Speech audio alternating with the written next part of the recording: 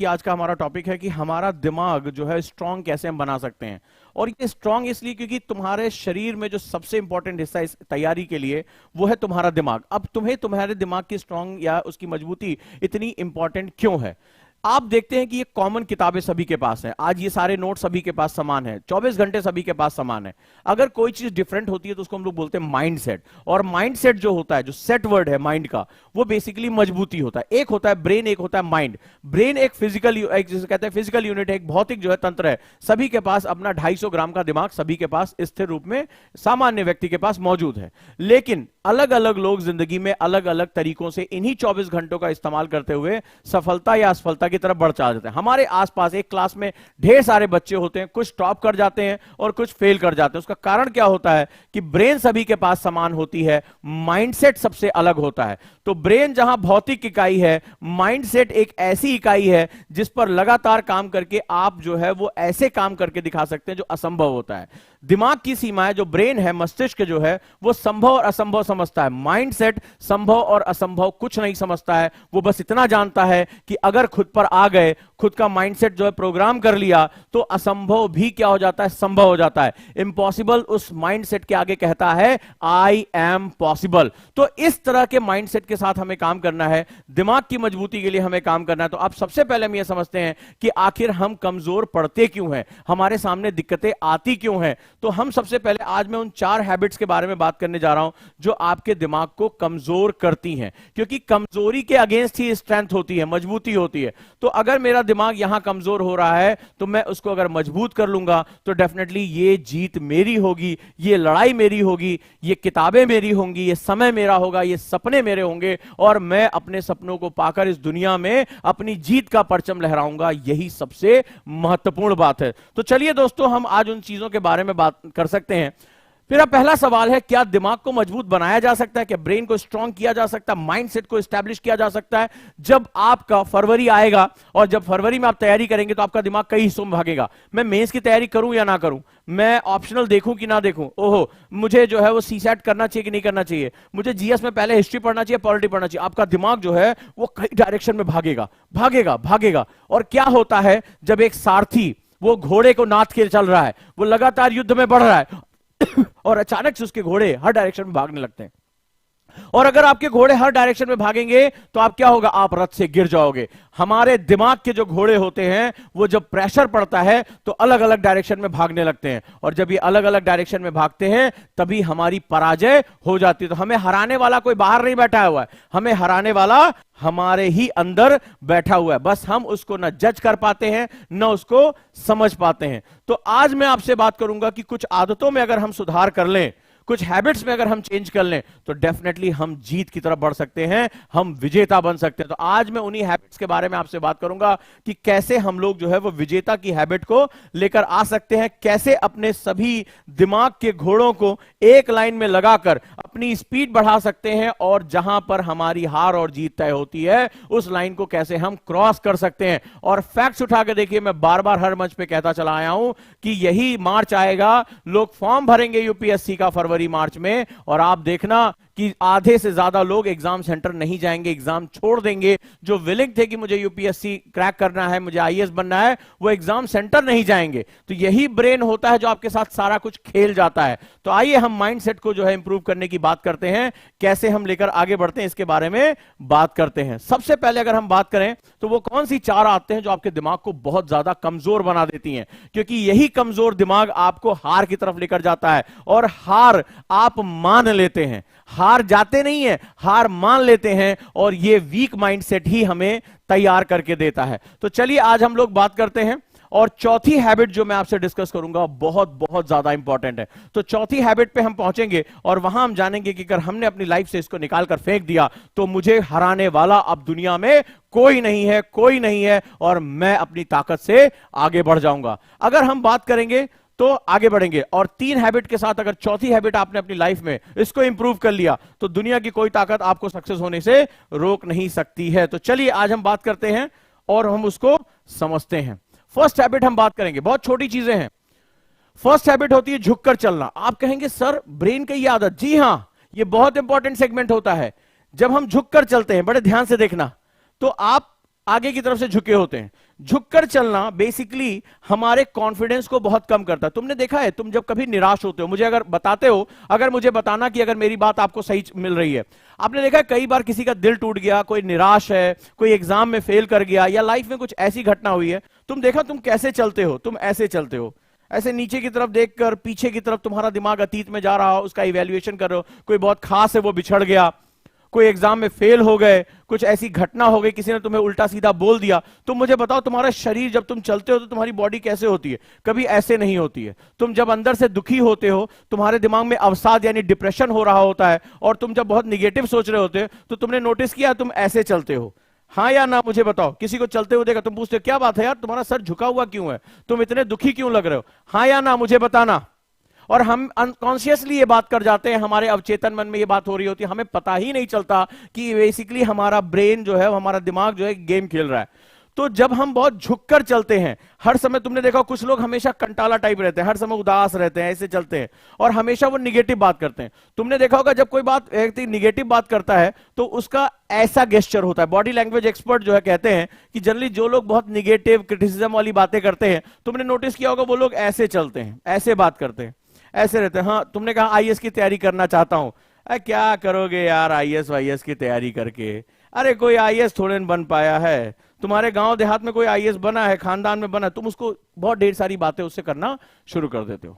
तो इसका सीधा सा मतलब है, आपको पहली चीज आज से ये करनी है, तुमने नोटिस किया होगा कि मैं जब कपड़े पहनता हूं तो मैं ऐसे कपड़े पहनता हूं जो मेरी बॉडी पे बहुत फिट होते हैं। मैं ढीले कपड़े, जिस दिन मैंने खुद अपने ऊपर एग्जांपल दिया है कि मैं ढीले कपड़े पहन लूं, यानी इसके शोल्डर्स डाउन हो या बहुत ढीला ढीला लग रहा है, मैं उस दिन अपने आप को बहुत लो फील करता हूं। मैं इसीलिए जब कपड़े पहन के आता हूं, मैं ऑफिस में कभी भी जो है वो कैजुअल्स नहीं पहनता, ठीक है, चप्पल वप्पल कैजुअल नहीं पहनता। मेरी आदत होती है मैं हमेशा टाइट या हमेशा जो है वो शरीर को फिट होने वाले कपड़े पहनता हूं, क्योंकि वो मेरे कॉन्फिडेंस का एक हिस्सा होता है, वो मेरे कॉन्फिडेंस को बढ़ाता है। और जब चलने की मैं कोशिश करता हूं तो मैं कोशिश करता हूं, जनरली लोग कहते हैं, मेरा कैमरामैन मुझसे बहुत बार टोकता है, सर आपकी जो चिन होती है वो हमेशा ऊपर की तरफ होती है। मेरी पर्सनालिटी का हिस्सा हो चुका है, क्योंकि ये जो है वो मेरी मेमोरी से जुड़ा हुआ है, मेरे दिमाग से जुड़ा हुआ है, ये मेरे माइंडसेट को बताता है कि यस आई एम रेडी।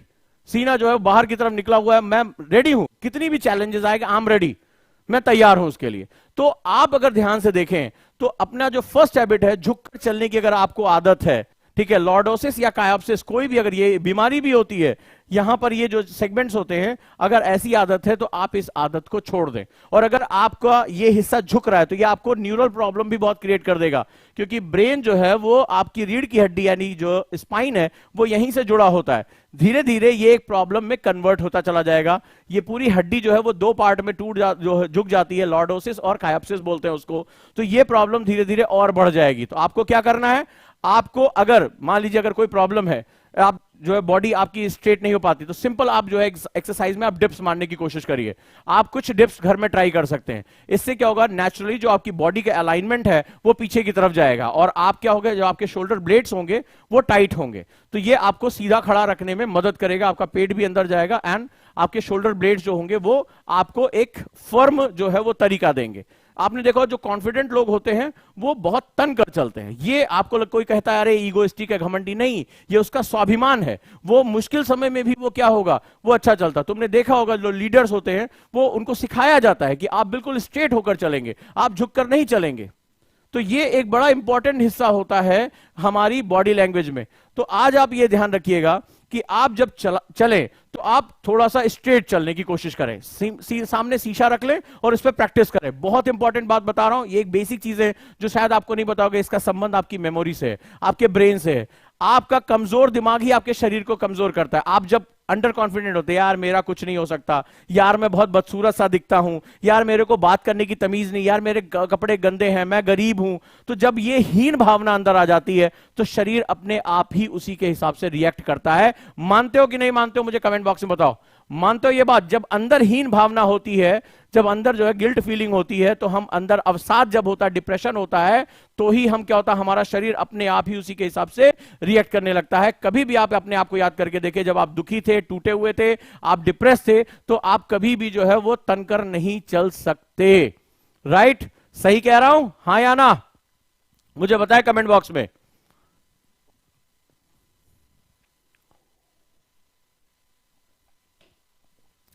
तो सबसे पहले इस आदत को निकाल के फेंक दो। क्योंकि बॉडी जो है वो तुम्हारे माइंड का फर्स्ट रिफ्लेक्शन है। बॉडी जो है तुम्हारे माइंड का फर्स्ट रिफ्लेक्शन है। अगर बॉडी से तुम जो है अपने शरीर से, अपने अटायर से, अपने एटिकेट से अगर तुम कॉन्फिडेंट दिखते नहीं हो तो तुम अंदर कॉन्फिडेंट हो नहीं। ये दर्पण है तुम्हारे मन का, ये जो शरीर है ये तुम्हारे मन का दर्पण है। कपड़े सस्ते पहनो कोई बात नहीं है, मैंने भी फुटपाथ से बहुत कपड़े खरीद के पहने हैं, लेकिन कपड़े ऐसे पहनो जो तुम्हारे कॉन्फिडेंस को दिखाता है। जब मेरे पास छोटी सी क्लासरूम थी, मैं पुरानी कुर्सियां खरीदता था, तो मैं 300 रुपए का रीगल सिनेमा के पास कोट जो है वो सेकेंड हैंड बिकते थे, मैं खरीद लाता था, लेकिन मैं पहनता कोट ही था। उसका कारण तो लोग कहते थे बड़ा एटिकेट में, बहुत जो है वो एटीट्यूड में। कोई बात नहीं है, मेरे सपने बड़े हैं। वो मुझे दिखाता था कि मैं चाहे आज गरीबी में हूं, मैं अभी शुरुआत में हूं, कोई बात नहीं है, मेरे कॉन्फिडेंस में कोई कमी नहीं है। मैं जहां पहुंचना चाहता हूं उसको हर समय अपने ब्रेन में लेके चलता हूं, अपने दिमाग में लेके चल रहा हूं कि मुझे जहां पहुंचना है मैं उसको जानता हूं अच्छी तरीके से। तो आज के बाद याद रखिएगा, अगर आप फिजिकली कमजोर हैं, थोड़ी एक्सरसाइज करिए, कपड़े ऐसे पहनिए। अधिकारी कभी भी झुककर नहीं चल सकता, अधिकारी तन के चलता है, लीडर होता है। किसी स्कूल में छापा मारा, कहीं और छापा मारा, तो उसका कॉन्फिडेंस देखना चाहिए उसको। तो ये कॉन्फिडेंस आपका सबसे पहले चीज है। आज के बाद फर्स्ट हैबिट, झुककर चलना बंद कर दें, अवसाद में रहना बंद कर दें, कॉन्फिडेंट लेकर आए, तभी आपका जो मन है वो आपके शरीर के दर्पण के माध्यम से झलकेगा। दूसरे हैबिट के आगे हम बात करें, क्या क्या नुकसान हो जाता है। झुककर चलने वाले अक्सर बहुत चिड़चिड़े और निगेटिव लोग होते हैं। लाइफ के वो निगेटिव एक्सपीरियंस ही सिर्फ बात करते हैं, वो सिर्फ खुद भी निगेटिव होते हैं और दूसरों को भी निगेटिव करते हैं। तुमने देखा होगा जो तुम्हारे परिवार या खानदान में जो कंटाला टाइप का आदमी होगा, जो हर बात पे जो क्रिटिसिज्म करता होगा, उसकी बॉडी लैंग्वेज ऐसी ही होती है। और नतीजा क्या होता है अंत में, दिमाग को बहुत लंबे समय तक ये हैबिट रहने की वजह से बहुत नुकसान होता है, ब्रेन सेल्स डैमेज होती हैं।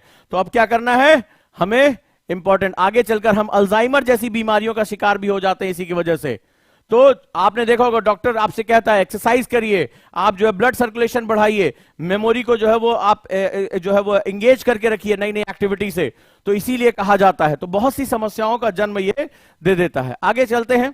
आज के समय में ये कारण और भी है कि हर समय हम फोन में लगे होते हैं, हमें आदत होती है, हम ऐसे ही चलते हैं आज की डेट में, ऐसे ही, ठीक है, ऐसे ही हर समय चलते हैं।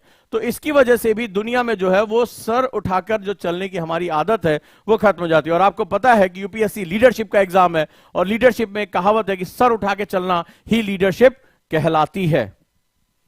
आगे बात करते हैं, एक्सरसाइज ना करना बहुत ही महत्वपूर्ण है। और अभी मैं आज से एक रिजीम शुरू कर रहा हूं, आज से एक फिटनेस का जो है वो रिजीम शुरू कर रहा हूं। आप देखेंगे सबसे बुरा इसका प्रभाव मेरे ऊपर पड़ा। लगातार काम करने की वजह से, लगातार जो एंगेज रहने की वजह से मैंने एक्सरसाइज छोड़ दी, ठीक है। और चूंकि मैं शुरुआत से एथलीट रहा हूं, मैं जो है वो ताइक्वांडो प्लेयर रहा हूं, स्विमर रहा हूं, बॉडी बिल्डिंग की है, तो अब इसकी वजह से मुझे पता है कि वो दोनों गैप क्या हो। कॉन्फिडेंस इतना लो हो जाता है, निगेटिविटी बढ़ जाती है, और अगर थोड़ी सी भी एक्सरसाइज कर लो, थोड़ी सी भी स्वेटिंग हो जाए, तो इससे क्या होता है, बॉडी जो है जबरदस्त तरीके से अपना कॉन्फिडेंस गेन करती है। दिमाग जो है, जैसे ही आप जो है गुड हार्मोन जिसे हम लोग कहते हैं, जब एक्सरसाइज करते हैं तो गुड फीलिंग हार्मोन्स आते हैं। तो ये जो हार्मोन्स होते हैं वो आपको इतना खुश रखते हैं, ठीक है, तो आप बहुत ज्यादा जो है वो आप हैप्पी फील करते हैं, चुनौतियों से लड़ते हैं। किताबें जो सामने होती है, yes I can do it, मैं इसको कर सकता हूं, आपके अंदर ये जो चीजें हैं वो आपको सारी की सारी इसमें आपको सेगमेंट मिलता है। तो सेकंड हैबिट, अगर आप ब्रेन को फिट रखना चाहते हैं तो पहले आप एक्सरसाइज करना शुरू करें। चाहे आप योग करें, चाहे आप रनिंग करें, चाहे आप जुम्बा करें, आप डांस करें, कुछ भी करें, आपको पसीना निकलना चाहिए। अगर वो जैसे ही पसीना निकलेगा, आपके दिमाग के अंदर जो हार्मोन है, जो हिप्पोकैम्पस है, वो एक्सजरेट होता है, और वो क्या करेगा, एक्टिव होकर आपको खुश फील कराएगा। और जैसे ही आप खुश फील करेंगे वैसे आपका कॉन्फिडेंस लेवल बहुत हाई हो जाएगा, और आपको लगेगा अरे ये कौन सी बड़ी बात है, मैं इसको आसानी से पढ़ सकता हूं, मैं इसको आसानी से समझ सकता हूं, मैं आराम से एग्जाम क्रैक कर सकता हूं। यह कॉन्फिडेंस आपके लिए बहुत ही ज्यादा इंपॉर्टेंट होता है, राइट। और अगर आप हफ्ते में सिर्फ 3 दिन ही इतना टाइम, जैसे कहेंगे अरे साहब हम पढ़ाई कर रहे हैं, नहीं, पढ़ाई वढ़ाई सब रह जाएगी। मैं जानता हूं क्या हुआ, लगातार काम करने, 99 रुपए का बैच, ये प्रॉब्लम सॉल्यूशन, आज खाने से ज्यादा दवाइयां खानी पड़नी पड़ी है, दिमाग को सोचना पड़ गया कि मैं कर क्या रहा हूं। तो अगर मैंने इसके लिए समय नहीं निकाला तो एक समय ऐसा आएगा जहां से लौटना बहुत मुश्किल हो जाएगा।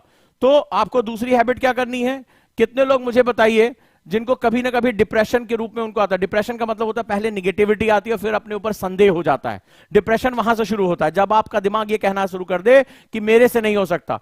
कितने लोगों को एक हफ्ते में ये फीलिंग होती है कि हाँ मेरे से ये एग्जाम हो पाएगा कि नहीं हो पाएगा, मेरे से लगता है बहुत मुश्किल है, मैं अच्छा आंसर नहीं लिख पाता, मैं किसी और, कई बार डिप्रेशन के दौरान आप किसी को उल्टा सीधा बोल देते हैं, अपना गुस्सा सामने वाले पे निकाल देते हैं। दीज डिप्रेशन के बहुत से फॉर्म होते हैं, जो बेवजह का चिड़चिड़ापन, एंगर, ये सब कुछ जो है वो इसके साथ होता है। आप मुझे बताइए कितने लोगों को हफ्ते में ये डिप्रेशन के लक्षण सामने आते हैं? आप बेवजह चिड़चिड़ाने लगते हैं, आप अपनी गलती की वजह दूसरों पर चिल्लाने लगते हैं, आपको ये महसूस होता है कि एग्जाम आपके लिए नहीं है, आपसे नहीं निकलेगा, ये बहुत मुश्किल है, क्या मैं सही कर रहा हूं, खुद पर डाउट करते हैं। कितने लोगों को ये प्रॉब्लम है? ठीक है, डिप्रेशन का मतलब ये नहीं कि खाली सुसाइड कर लेना, वो तो लक्षण बढ़ते चले जा रहे हैं। कितने लोगों को ये हफ्ते में कई बार ये जो थिंकिंग आती है, अगर आती है तो आप सावधान हो जाएं, आपके अंदर डिप्रेशन के लक्षण आ चुके हैं। डिप्रेशन का मतलब होता है धंसते चले जाना, डिप्रेशन का मतलब धंसाव की तरफ जाना, और एलिवेशन का मतलब होता है ऊपर की तरफ जाना। तो आपको खुद को इस गड्ढे से निकालना है मेरे भाई, आपको बहुत मेहनत करनी है, आपको एलिवेट होना है, ऊपर की तरफ जाना है, धंसना नहीं है। इसीलिए जिनको भी ये समस्या आ रही है, सिर्फ वो 25 से 30 मिनट आप कार्डियोवैस्कुलर एक्सरसाइज कर सकते हैं, जंप कर सकते हैं, रस्सी कूद सकते हैं, दौड़ सकते हैं, आप कोई भी तरीके से आप जो है एक्सरसाइज करिए। एक्सरसाइज से बेहतर कुछ भी अच्छा नहीं है, हिप्पोकैम्पस को जो है वो आगे बढ़ाने से बेहतर कोई और तरीका नहीं है। आपको अगर पसीना हो जाता है, आप यकीन मानिए अगले 7 से 8 घंटे आपका दिमाग हाईली एक्टिवेट रहेगा, हाईली एक्टिवेट। तो दूसरी हैबिट आपके लिए बहुत इंपॉर्टेंट है। Third habit, multitasking. अब आता हूं उस प्रॉब्लम पे जो बहुत ज्यादा समस्या पैदा करती है। मल्टीटास्किंग का मतलब जानते हैं? एक साथ कई चीजों को करना। जैसे कई लोग टाइम टेबल बनाते हैं, ठीक है, अभी न्यूज़पेपर पढ़ेंगे, अभी जीएस पेपर 1 पढ़ेंगे, अभी जीएस पेपर 2 पढ़ेंगे, अभी प्री भी कर लेंगे, अभी ऑप्शनल भी कर लेंगे। तो इसको मल्टीटास्किंग कहते हैं, या और भी खतरनाक हो चुका है। और ये जो होता है, ठीक है, अगर आपको लगता है कि मल्टीटास्किंग करने से आउटपुट निकलता है तो बिल्कुल गलत है। आप मल्टीटास्किंग मतलब वो, जैसे मान लीजिए कई लोग क्या होता है, गाना सुनते हैं, ठीक है, जब आप क्या होता है, आप गाना सुनते हैं, आपको लगता है कि मैं पढ़ाई भी कर रहा हूं और गाना भी सुन सकता हूं। आपको लगता है कि पढ़ाई भी कर रहे हो, नोटिफिकेशन ऑन करके भी देख रहे हैं, इसको बोलते हैं, ये भी मल्टीटास्किंग है। तो मल्टीटास्किंग जो है वो दिमाग के बड़े हिस्से को डैमेज करता है, क्योंकि दिमाग जो होता है वो एक तरह से एक लीनियर सिस्टम में काम करता है, वो लगातार एक ही टास्क के पीछे अपनी एनर्जी को लगाता है। और लेकिन जब बार बार आप उसको, नोटिफिकेशन आया आप उसको चेक करने लगे, आपने थोड़ी से लो टीवी भी देख ले, लो गाना भी सुन ले, तो आप क्या होता है, आप उसकी सारी एनर्जी को वेस्ट कर देते हो। और जो ये वेस्ट एनर्जी होती है वो उसको बहुत ज्यादा परेशान करती है, और आपका आउटपुट जो होता है वो खास नहीं निकलता है। आप में से कितने लोग हैं मुझे बताइए जो पढ़ते समय नोटिफिकेशन चेक करते हैं बार बार 10 मिनट 15 मिनट में, या कोई और काम करने लगते हैं, या गाने चलाना शुरू कर देते हैं, या जो है वो सोचते हैं कि एक साथ और भी काम कर सकते हैं। जितने भी लोग मल्टीटास्किंग कर रहे हैं वो ये जान लें कि कंप्यूटर भी मल्टीटास्किंग नहीं करता, वो एक बार में सिर्फ एक ही कमांड को प्रोसेस करता है। तो मल्टीटास्किंग जो है वो बहुत ही खतरनाक है, याद रखिएगा। तो अब मल्टीटास्किंग छोड़िए, आप एक चीज पर फोकस करिए, the one thing, the one thing. जब आप कॉल न्यूपोर्ट की एक बुक पढ़ेंगे, द डीप